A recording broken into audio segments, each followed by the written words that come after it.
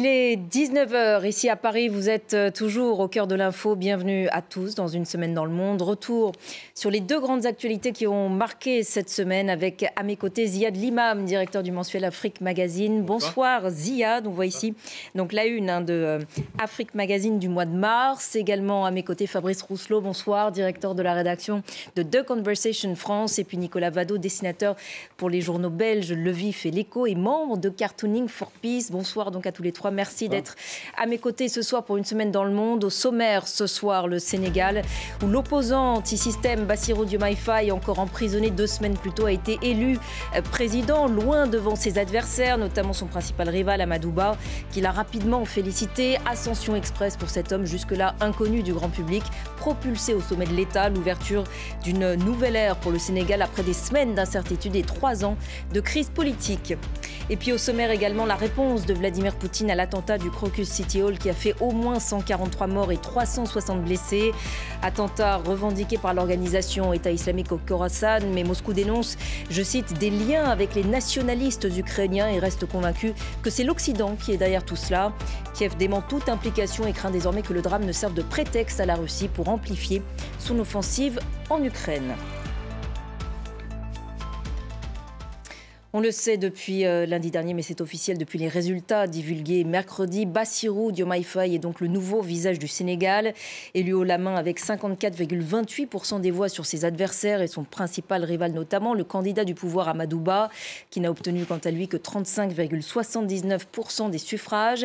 Les Sénégalais ont donc choisi la rupture et le changement. Reste à voir maintenant comment Bassirou Diomaye Faye, encore emprisonné il y a quelques semaines, va incarner ce désir de renouveau. On va l'écouter, c'était lors de son premier discours de président élu lundi dernier. En m'élisant président de la République, le peuple sénégalais a fait le choix de la rupture pour donner corps à l'immense espoir suscité par notre projet de société, que notre projet de société a suscité, et donner corps à ses aspirations.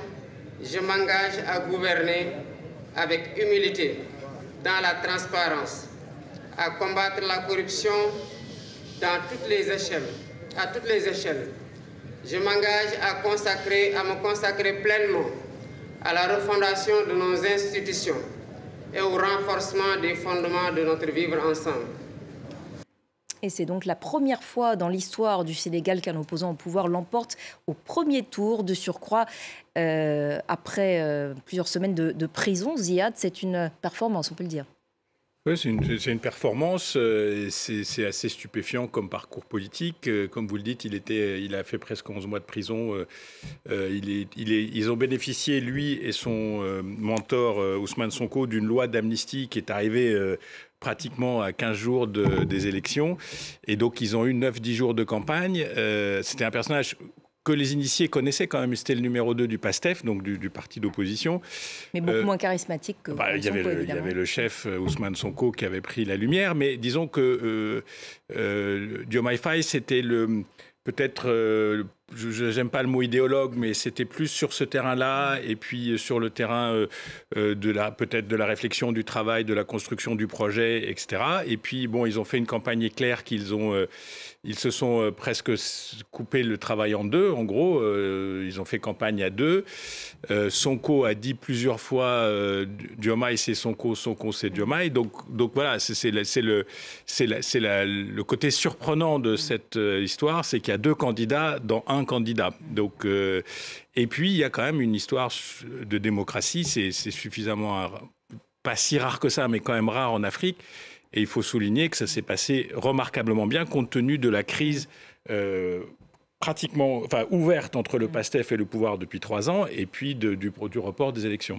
Fabrice, effectivement, après tous ces rebondissements qu'on a connus ces dernières semaines, ce qui s'est passé, ce happy end, si je puis dire, c'est le signe d'une maturité démocratique indéniable. C'est le signe d'une maturité démocratique, c'est aussi le signe d'une envie de changement de la part des Sénégalais. C'est-à-dire qu'on voyait bien que le pays était en crise depuis plusieurs mois, depuis plusieurs années même, avec crise politique, crise économique. L'opposition réduite à néant et envoyé en prison.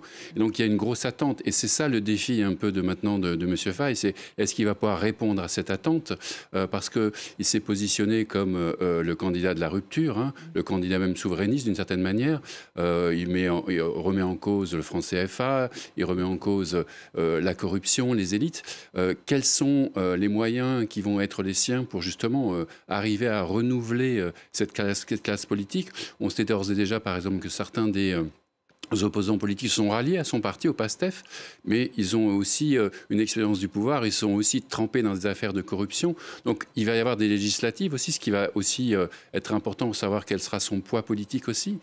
Et donc il y a un vrai défi à relever face à une population qui est en attente d'un nouveau Sénégal. C'est un moment important pour le Sénégal.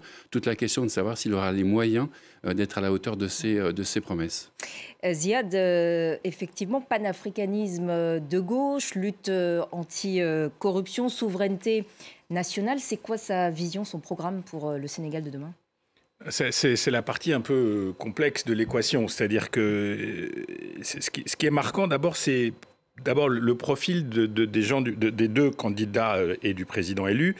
C'est des gens qui ont fait leur vie au Sénégal, qui ont étudié au Sénégal, qui ont travaillé au Sénégal. Ils n'ont pas ce profil afro-globalisé que des élites traditionnelles. Donc ils sont sénégalais, ils sont africains, c'est assumé, c'est revendiqué, et donc ça apporte quelque chose de très différent à la scène politique. La deuxième chose, c'est que ce que vous avez dit, c'est qu'on est sur la rupture. Mais c'est une rupture politique, c'est une rupture générationnelle. Hein. On parle de gens qui ont 40 ans. Ouais, donc une quarantaine d'années. Donc on est vraiment en décalage par rapport, encore une fois, aux élites traditionnelles. On est en rupture sur le projet économique. Est-ce qu'il est finançable? Est-ce qu'il n'est pas finançable? Et donc tout ça se percute. Mais fondamentalement, ce qu'on voit peut-être venir, c'est qu'en gros, il y a une contestation assez forte en Afrique sur les systèmes libéraux d'émergence. C'est-à-dire ce qui a porté la croissance depuis une dizaine d'années en Afrique, c'est contesté parce que ça ruisselle pas, comme on dit en France, ça descend pas, que en fait, poids de la démographie, croissance, tout ça, ça fait que les gens ont l'impression que leur situation ne s'améliore pas, alors que globalement, elle s'améliore. Donc il y a un décalage très puissant là-dessus. Et donc, il va falloir répondre à cette anxiété sociale, il va falloir répondre aux promesses qui ont été portées, donc c'est extrêmement compliqué. Quand on propose 1 million d'emplois d'un coup, on s'imagine que les précédents auraient pu essayer de le faire ou ont essayé de le faire. Donc là il y a une vraie ambiguïté. Mais ils sont portés. Alors quand on est porté, on est porté. C'est-à-dire qu'on va avoir les 100 jours de grâce, on aura probablement des élections législatives parce que le Parlement, ils n'ont pas le droit de le dissoudre pour les 6 mois, c'est dans la Constitution, donc à un moment ou à un autre, il y aura. Ils ont été soutenus aussi, c'est important, par un certain nombre, par toute une part de la technocratie sénégalaise. C'est très surprenant, c'est-à-dire les cadres, pas forcément politiques, dans les entreprises, dans la société civile, etc., ont été séduits par le discours. Et donc, dans la campagne, il y avait des cadres. Alors, est-ce que ces cadres vont trouver une place dans le politique post-campagne, ou est-ce qu'ils vont être rattrapés par les négociations à venir? Donc, tout ça est là. Mais un dernier point, c'est que le dernier aspect frappant, c'est on sent que dans cette contestation des systèmes établis, il y a aussi l'histoire postcoloniale qui s'écrit. C'est la première fois qu'on voit, enfin il y a longtemps que moi j'avais pas vu des gens qui sont en rupture mais historique, c'est-à-dire ils n'ont plus le même lien à l'Europe, ils n'ont pas le même lien aux États-Unis, ils sont prêts à discuter avec tout le monde, ils s'habillent comme ils sont. On pourrait parler du fait qu'ils sont tous les deux polygames et c'est ouvert et assumé et totalement compris. Donc on est dans une Afrique un peu qui s'écrit différemment. Alors est-ce que ça va fonctionner mieux? Est-ce que ça va résoudre les problématiques sociétales et économiques mieux? C'est tout leur défi, c'est d'apporter ces réponses ou pas. Différent aussi par son background, on sait qu'il est issu d'un milieu très modeste. Oui, bien sûr. Ce qu'on peut espérer d'une certaine manière, c'est un espèce de renouvellement générationnel, justement, avec une stabilité politique. S'il est porté par le peuple et par les gens, c'est un atout. Après, il y a des énormes enjeux qui se montrent au Sénégal, puisque le Sénégal devrait devenir producteur de gaz et de pétrole cette année. Donc il y a quand même des enjeux économiques. S'il est porté par la population, alors Et en plus, moi, j'ai bien apprécié son discours. C'est-à-dire qu'il est candidat de rupture, mais il avait un discours qui est quand même un discours très unitaire, dans lequel il se montrait très modéré. Il disait qu'il allait travailler avec les alliés. Donc, on a l'impression quand même qu'il y a un cadre qui est assez favorable. On le disait tout à l'heure, après 3 ans qui ont été marqués quand même par beaucoup de tracas au niveau politique, au niveau économique, avec ses opposants. Voilà, dès qu'on était opposant, on se retrouvait en prison. Hein, il en a fait l'expérience. Donc, on peut espérer avec une certaine raison que, eh bien, il va profiter de cette stabilité, il va profiter de cet élan pour instaurer quelque chose de nouveau. Et alors, après, il y a les éléments de la diaspora, hein, qui sont aussi des éléments qui sont contestés, qui sont compliqués, mais avec qui, on va regarder vraiment de façon très précise quelle sera son équipe, quels sont les gens dont il va s'entourer et qui lui permettront peut-être de mettre en place ce programme. Fabrice évoquait son discours, hein, le premier de président élu. Il s'est voulu, pour rebondir sur ce que tu disais précédemment, il s'est voulu rassurant vis-à-vis de l'Occident. Quel rapport à venir avec la France ? Ben, je crois que le problème se pose ici, en fait. Lui, il a dit des relations gagnant-gagnant, équilibrées, respectueuses. Il a utilisé plein de mots comme ça. Le principal problème, c'est en France. Et pas qu'en France, c'est en Europe, aux États-Unis, c'est que dans cet Occident, comment on deal, comment on dialogue, comment on travaille avec des élites qu'on ne connaît pas bien. Enfin, j'imagine qu'on les a suivis, que la France a fait son travail diplomatique pour suivre l'évolution, mais mentalement, c'est une rupture. Donc, alors, il y a peut-être quand même s'entourer de gens, disons, d'expérience et qui sont connus des Occidentaux. Peut-être que ça... Nouvelle équipe, est-ce qu'on a des indices sur le futur gouvernement ? Non, on n'a pas beaucoup d'indices. Je vous disais, il y a la discussion entre technocrates, cadres, les politiques. Il y a aussi le fait que le parti de Karim Wade, l'ancien PDS, enfin, ce qui en reste, a apporté sa petite contribution. Donc je pense qu'à un moment, ils vont demander quelque chose.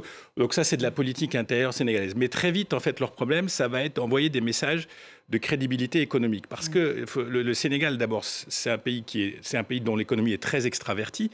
Donc c'est difficile de changer ce modèle extraverti et vous ne pouvez pas le changer sans l'appui de vos entreprises et du monde extérieur, des financements extérieurs, des capitaux, etc. Donc pour eux, la difficulté, c'est à la fois de répondre à l'anxiété sociale et à la demande de changement, de rupture d'une grande partie de l'électorat et en même temps de maintenir la crédibilité et la signature du Sénégal, de pouvoir attirer des investissements extérieurs, etc. Et puis il y a la question l'éléphant dans le magasin de porcelaine, qui est la question du franc CFA.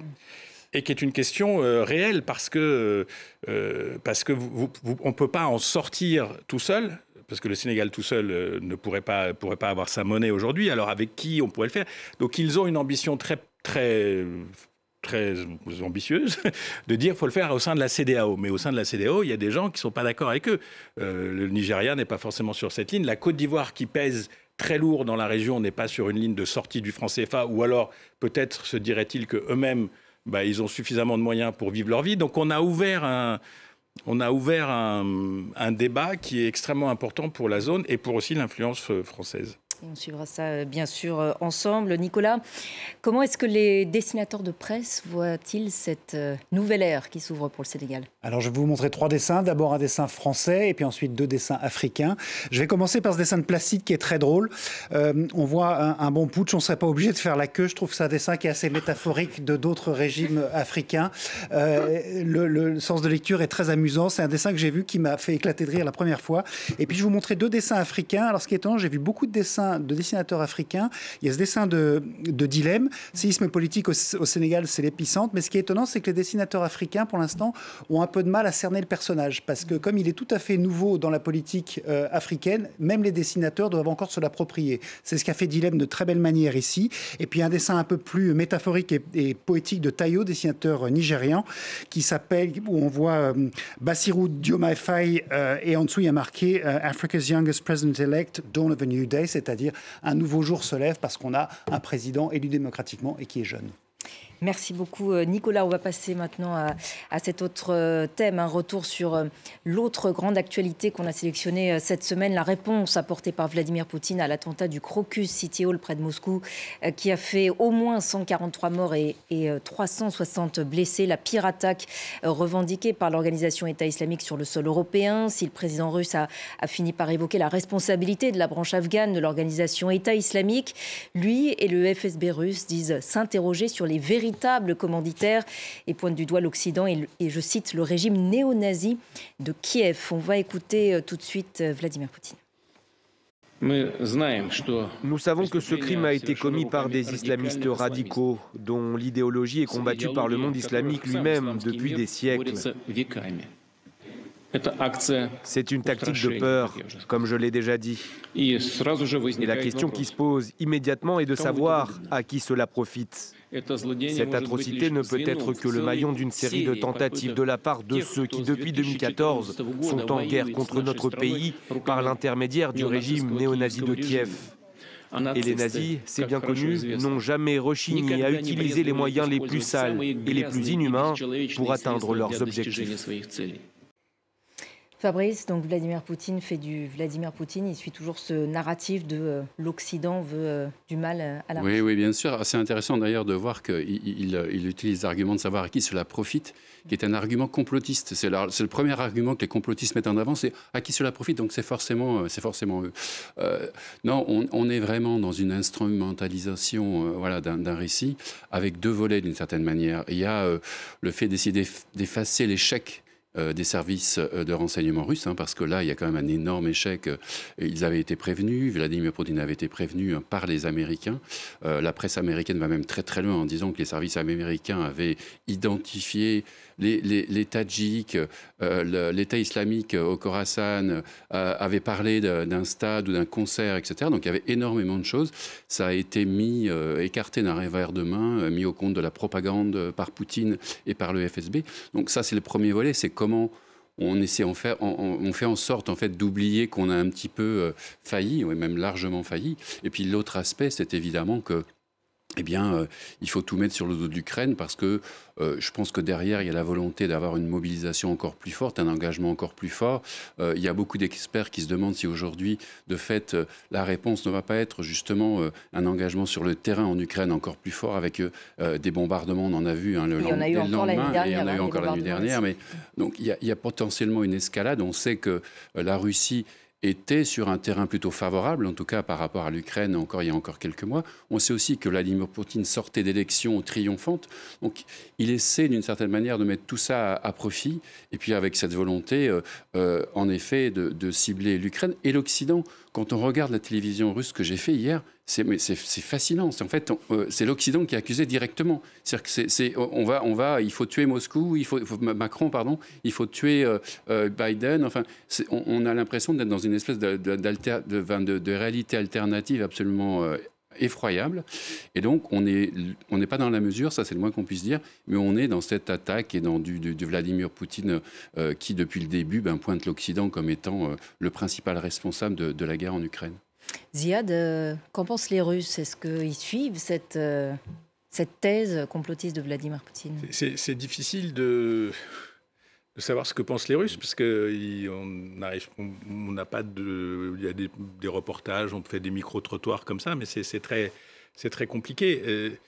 Je pense d'abord qu'il y a forcément de l'émotion. Je veux dire, nous, on voit ça avec un œil peut-être un peu stratégique, conflit et tout, mais pour Moscou et pour la Russie, c'est aussi l'amplitude de 143 victimes, probablement plus, en pleine ville, sur un spectacle. Bon, bref, c'est la pire attaque de l'organisation État islamique sur le sol européen. Poutine a toujours su prendre à son avantage ces grands attentats, parce que ce n'est pas les premiers. On l'a même soupçonné à l'époque, en 2002, je crois, etc., d'avoir été même presque à l'origine des explosions dans les immeubles de Moscou. Je ne sais pas, on n'a pas d'éléments, mais disons que les attentats le servent d'une certaine manière, même s'il y a une défaillance de l'État, même s'il y a une défaillance des services, ça le sert parce qu'il est le personnage rassurant, l'autorité, on va tout boucler, on a commencé à rafler les Tadjiks en ville, et puis de toute façon, c'est pas nous, c'est ces méchants occidentaux. Mais la réalité, c'est qu'un ennemi intime et connu de l'État russe. C'est-à-dire que ce n'est pas une nouveauté que l'islam radical d'Asie centrale est en guerre contre l'État russe. C'est une histoire longue. Vous l'avez même écrit dans The Conversation.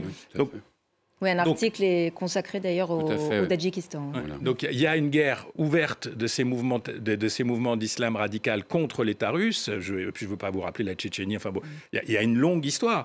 Et donc ça veut dire que pour la Russie, aujourd'hui, admettre qu'il y ait deux fronts, c'est-à-dire qu'il y a un front à la fois contre l'islamisme radical d'origine d'Asie centrale et contre l'Ukraine et l'Amérique et l'OTAN, c'est beaucoup. Donc on essaye de faire ces liens, de créer une espèce de sauce dans laquelle on s'y retrouve. Et vous disiez que ça lui permettait. Les attaques sur Kiev hier et surtout l'Ukraine ont été très spectaculaires. Surtout que ça intervient aussi, on l'a peut-être un peu oublié parce qu'il y a une série d'événements, mais il y a eu l'épisode Navalny, où on a vu quand même les Russes sortir dans la rue. Ça a vraiment surpris beaucoup de monde, sortir par milliers dans la rue pour rendre hommage à Navalny. Et c'est vrai que ça a fragilisé un peu Poutine. Donc, de fait, il y a une énorme émotion en Russie, ça c'est clair, évidemment, c'est un attentat qui est absolument abominable. Et lui, il en tire un profit politique. Dès le lendemain, alors, il a attendu 17h, ce qui est quand même assez remarquable aussi. Généralement, il intervient tout de suite. Donc, il y a quand même tout un processus de narration qui s'est mis en place. Et puis, il a décidé d'exploiter ce fil-là. Il n'en sort pas. Il reste sur la même ornière. Il a dit hier ou en tout cas, ils ont suggéré hier qu'il y avait des éléments qui montraient qu'il y avait des contacts en Ukraine. On attend toujours. Par ailleurs, il y a des éléments très peu logiques. La fuite vers l'Ukraine, moi, je veux bien.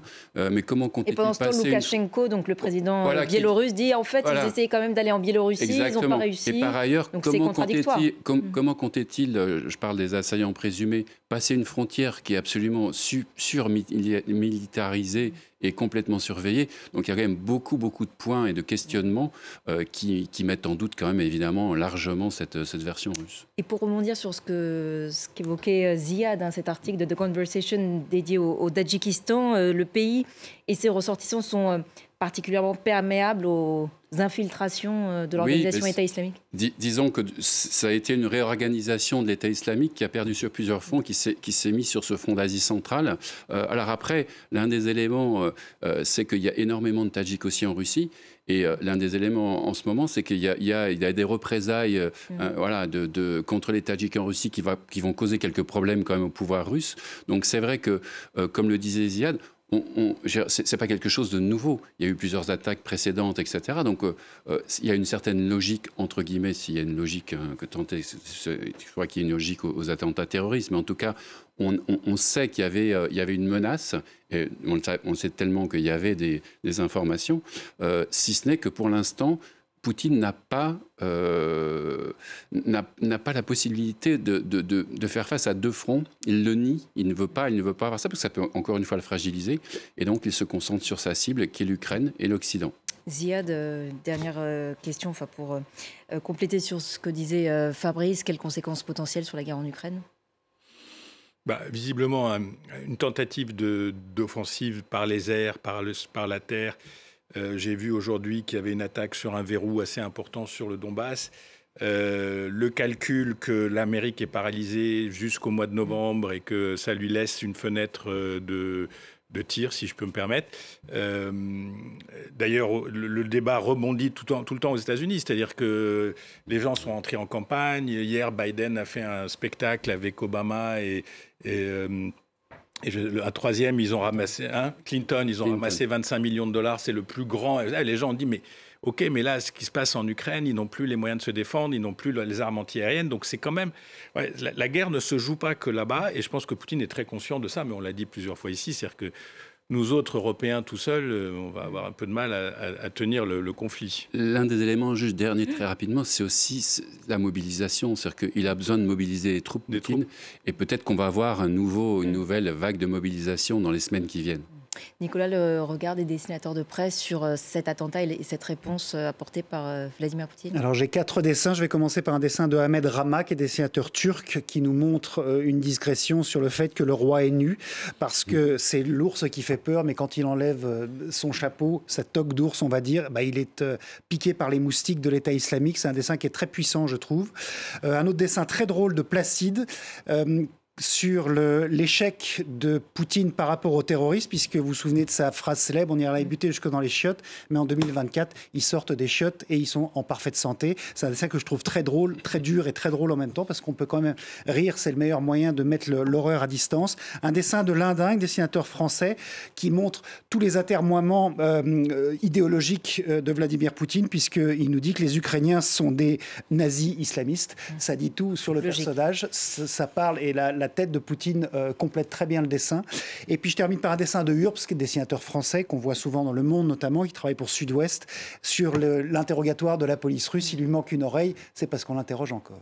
Merci beaucoup Nicolas. C'est déjà la fin d'une semaine dans le monde. Merci à vous trois, Ziad, Fabrice et Nicolas, d'y avoir participé ce soir. Merci à vous de l'avoir suivi. L'émission est à retrouver sur notre site internet, en podcast et sur les réseaux sociaux. Restez sur France 24. On fait un point complet sur l'actualité internationale dans quelques minutes.